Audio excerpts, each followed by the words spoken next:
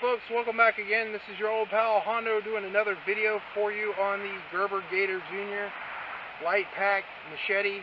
To be honest, I would classify this machete more of a garden machete because this is the sheath on the Gerber Gator Jr. It is a micarta insert. Right here, as you can see, it's plastic on the insert to protect the sheath from where the saw goes. It's okay stitched. It's ballistic nylon. It's okay. It has this little strap that goes around the blade to keep it from falling out, but this thing has such a tight fit in it that this sheath will eventually be wore out. I've already used it for a couple months, and it's already kind of wore out. The blade is going to eventually cut into this the back of this ballistic sheath and make it non-usable, so it is what it is. It's made in China. This blade is a partial tang. That means it's got these little like screws here, Allen screws, and nuts in the back to hold the blade in place, so it's a partial tang. The reason why they call this the Gerber Gator Jr. is the patented Gator grip on this. Right here is a rubberized polymer handle. It has a 14-inch blade. Well, no, it's a 12-inch blade and a 8-inch handle. It's probably about, I'd say, 17 inches long. It weighs probably about 14, 15 ounces. It's kind of light. It has a little hole here and a redundant saw, and it's got a convex edge with a small, like, type of saber grind on it. It's not bad. The steel in this is 1055 carbon steel. It's a lower grade steel. They make basically all their machetes with lower grade steel. I would classify this more as a garden machete. I wouldn't take this into the field for a survival machete. It has a redundant saw, so if you're going to baton this thing, it might get stress fractures in this machete. I would use this only for camping. Long-term survival I wouldn't, because it might break the handle, because the handle's not all that great, to be honest with. Handle kind of feels good, but you're not going to be able to do like the traditional machete pinch with this, so it's going to make it a lot tougher to use in the field. Some people like them when they review them. I'm going to give this one a 2 out of 3. I've used it before. To me, it's not the best machete I've ever used. I would save the money. I think you pay about 20 some odd MSR for this.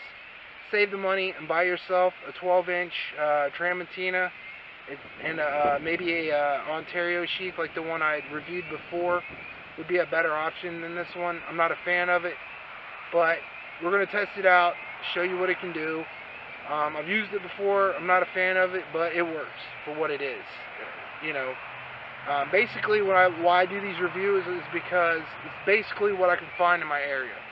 We're going to test it out, and I give you my final thoughts on this. I mean, the only thing I could recommend this for is if you can't find anything else decent, like an Ontario or a Tramontina, go ahead and get it for some weird reason if you want to buy it. It works.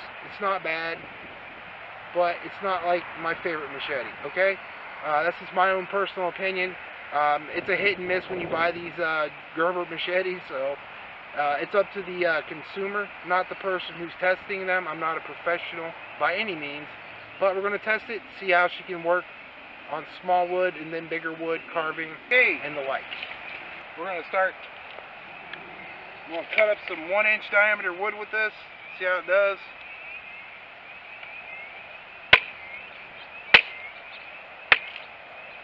You really don't have to hit it hard to cut this wood. It's 1-inch diameter wood, so it does cut pretty good. Very easy. It's a Latin design, Latin machete.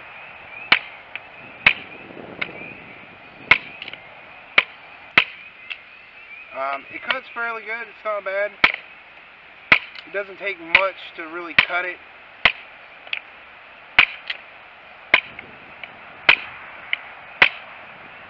There you go. It's making kindling pretty good. This is what you would do. This would be like ideal for camping situations, to make kindling out of sticks.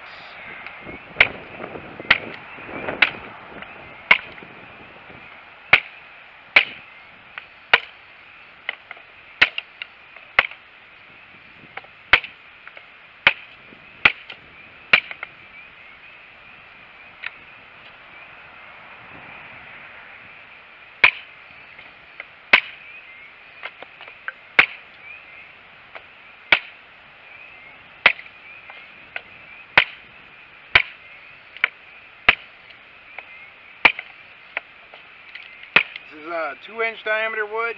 We went from 1 to 2, and it cut pretty good.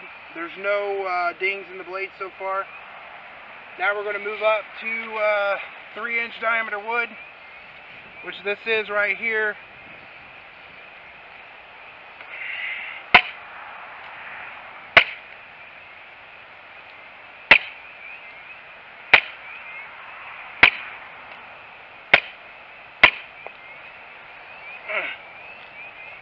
It bites deep, folks, so be mindful. Now this is 3-inch diameter wood.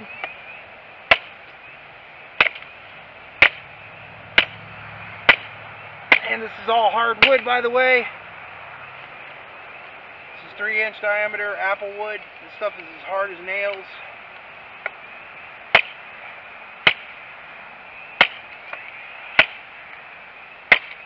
Now this would be ideal for the saw as well. We're going to try the saw out.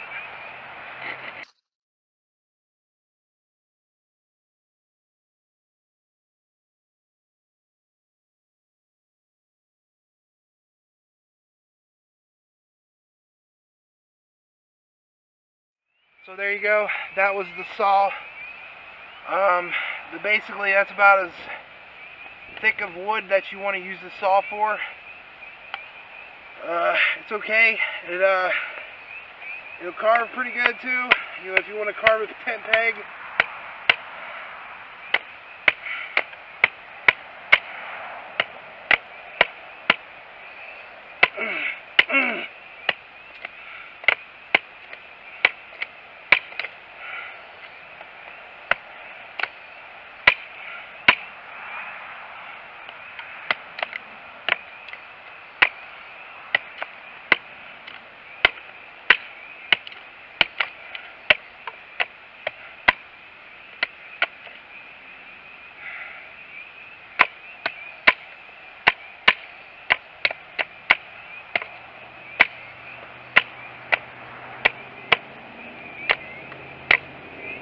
It carves okay, as you can see, and then fine taskwork is okay as well. It's not great,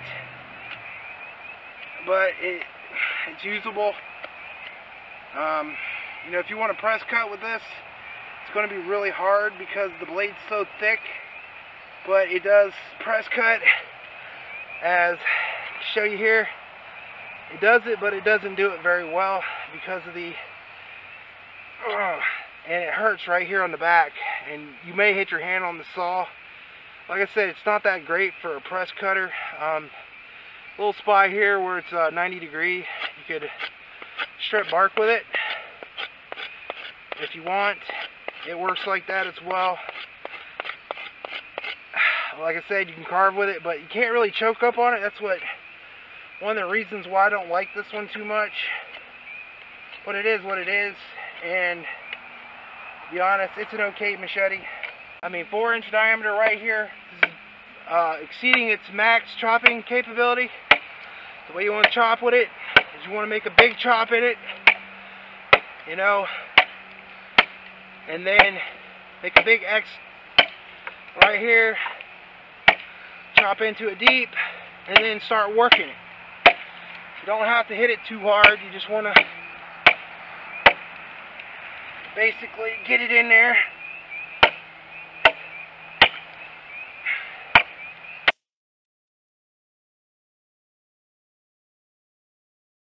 The handle on this, it cut it in half.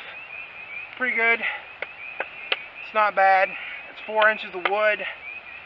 Really beyond its chopping capability, what you would really want to chop with this. We're going to do some light batoning with smaller pieces of wood because I'm not going to use a bigger piece of wood because it could injure the, I could mess up the saw on the back. Oh my God.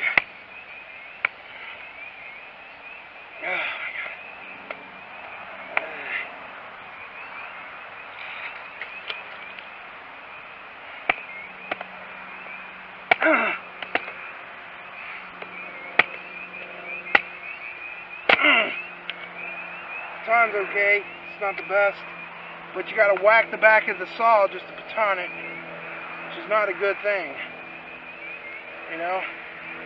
Just wanting to make kindling for fire sticks, feather sticks, you know, it busts up the small stuff.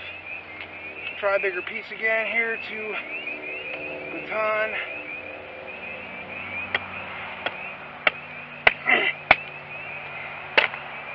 On that pretty good. A knee like this and try to into the ground.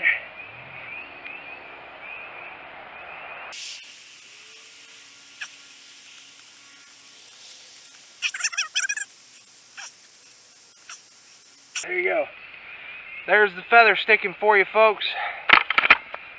Right there. It does an okay job. Folks, my final thoughts on the Gerber Gator Junior Machete is it's okay. I used it, no dings on the edge whatsoever, and that's some really thick hardwood. That's apple wood and locust wood. It chopped good. It's okay for what it is. It batoned okay. But wouldn't recommend it because you basically got to beat the back of the saw on this, and you could ruin the saw blade by batoning. It's not ideal for batoning. That's why you rather use a full tang type of blade, machete or knife for that kind of thing. It chopped great, no issue with that whatsoever. Small 1 diameter, 2 diameter, 3 diameter, into the 4 diameter types of wood, hardwood. And it held up. I mean, the screws didn't come loose on the handle. You know, the handle was okay, but it kept slipping out of my hand. It's hard to grab. It's sort of like why I like the traditional machetes. You can get a machete grip to cut better. But like I said, there's no issues with it. I used it.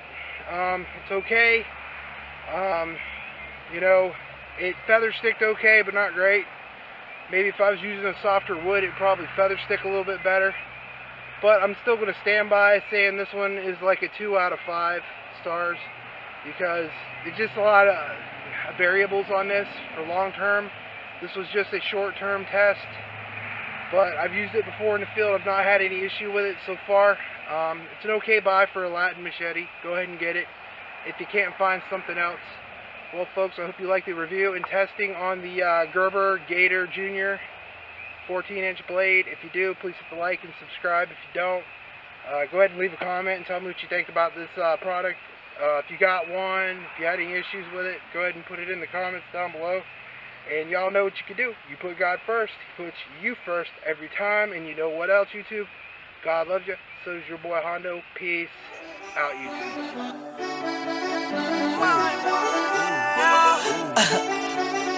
Yeah, I ain't gonna lie.